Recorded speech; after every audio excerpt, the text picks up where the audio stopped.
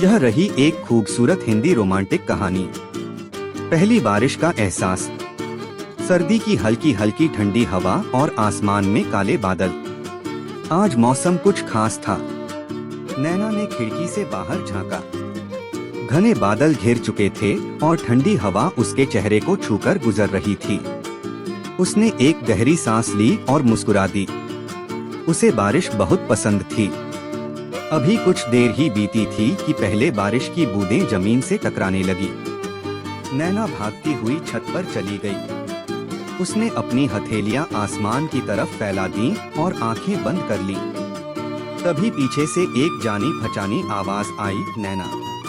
उसने पलटकर देखा, सामने समीर खड़ा था। उसकी आंखों में वही पुरानी मोहब्बत थी जो कॉलेज के दिनों में हुआ करती थी। वो उसे देखकर मुस्कुराया, तुम अब भी बारिश में भीगना पसंद करती हो?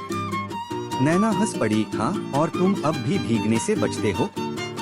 समीर ने सिर हिलाया, तुम्हारी आदतें अब भी नहीं बदली।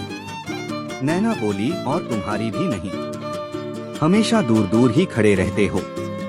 समीर ने उसकी आंखों में झांकते हुए कहा, क्योंकि तुम्हारे करीब आते ही दिल तेज धड़कने लगता है। नैना की आंखों में हल्की नमी आ गई। सालों बाद समीर को इतने करीब देखकर उसके दिल में दबी सारी भावनाएं जाग गईं। उसने एक कदम आगे बढ़ाया और समीर ने उसकी ओर हाथ बढ़ाया।